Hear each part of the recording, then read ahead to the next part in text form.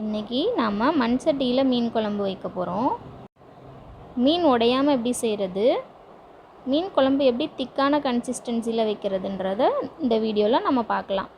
உள்ளே நிறைய டிப்ஸ் இருக்குது. வீடியோவை ஸ்கிப் பண்ணாமல் ஃபுல்லாக பாருங்கள். இன்றைக்கி நாமும் சங்கரா தான் எடுத்திருக்கோம். நான் ஒரு பெரிய எலுமிச்சப்பழ சைஸில் புளி எடுத்திருக்கேன். புளியை சும்மா கழுவிட்டு சுடு தண்ணியில் ஊற வச்சு கரைச்சி எடுத்திருக்கேன். சட்டி காஞ்சதும் நல்லெண்ணெய் சேர்த்துக்கலாம். மீன் குழம்புக்கு நல்லெண்ணெய், பூண்டு, சின்ன வெங்காயம் இது 3 சேர்த்து பண்ணும்போது நல்ல டேஸ்டியாக வரும். எண்ணெய் காஞ்சிடுச்சு. இப்போது கடுகு போட்டுக்கலாம். கடுகு பொரிஞ்சதும் வெந்தயம் போட்டுடலாம். வெந்தயம் போட்ட உடனே நம்ம சின்ன வெங்காயம் போட்டுடலாம், இல்லைன்னா வெந்தயம் கரிஞ்சிடும்.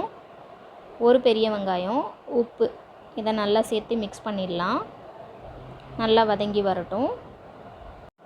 ஒரு கை பூண்டு பல்லை நீட்டமாக கட் பண்ணியிருக்கேன். கறிவேப்பிலை, 2 பச்சை மிளகாய் நான் நடுவில் மட்டும் கீறியிருக்கேன். நல்லா வதக்கிடலாம். இப்போது தக்காளி,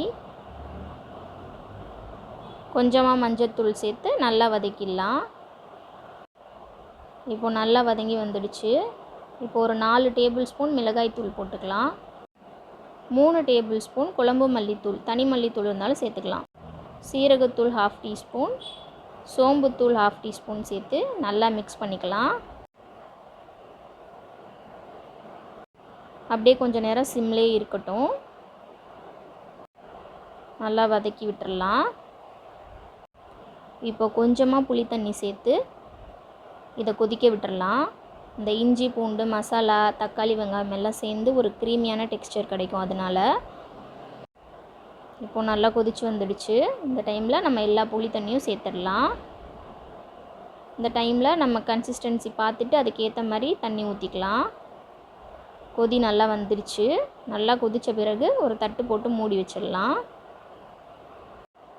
ஸ்டார்டிங்லேயே நம்ம தட்டு போட்டு மூடிட்டோன்னா அந்த நமக்கு மஞ்சள் தூள், மிளகாய் தூள் வாசனைலாம் போகாது.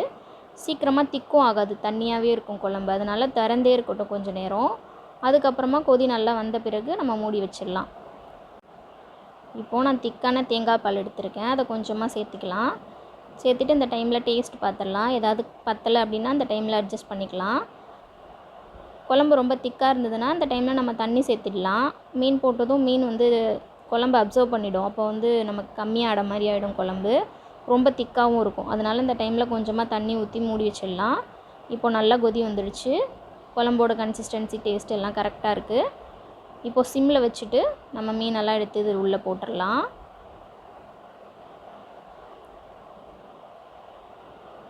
இப்படி நம்ம அகலமான சட்டியாக யூஸ் பண்ணும்போது மீன் உடையாமல் வரும்.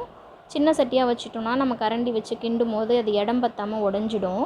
அதனால் இந்த மாதிரி அகலமான சட்டி வச்சுக்கலாம். கரண்டியை வச்சு இப்படி லைட்டாக ஆட்டி விட்டுறலாம். அப்படி இல்லைன்னா பாத்திரத்தை ஆட்டி விட்டோன்னா மீனெல்லாம் முழுகிடும். குழம்புல நனையிற மாதிரி வச்சுட்டு ஒரு மூடி போட்டு சிம்மில் வச்சிடலாம் 10 மினிட்ஸ்க்கு.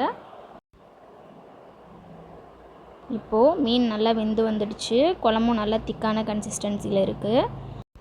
மீன் குழம்பு நம்ம வச்ச உடனே அதில் பாதி மீனும் பாதி குழம்பும் வேறு ஒரு பவுலுக்கு ட்ரான்ஸ்ஃபர் பண்ணிவிட்டு அதை நெக்ஸ்ட் டேவோ இல்லை நெக்ஸ்ட் டைம் சாப்பிடும்போதோ எடுத்துட்டோன்னா மீன் உடையாமலும் இருக்கும், ஃப்ரெஷ்ஷாகவும் இருக்கும். ட்ரை பண்ணி பாருங்கள். மீன் குழம்பு அட்லீஸ்ட் 3 ஹவர்ஸாவது ஊறினா தான் டேஸ்ட் நல்லாயிருக்கும். மீன் குழம்பு ஊற ஊற தான் டேஸ்ட்டு நல்லாயிருக்கும். இந்த குழம்பு நான் வச்சு 6 ஹவர்ஸ்க்கு அப்புறம் எடுத்த வீடியோ. திக்கான கன்சிஸ்டன்சியில் இருக்குது பாருங்கள். வச்சதை விட திக்கும் ஆகிடும்.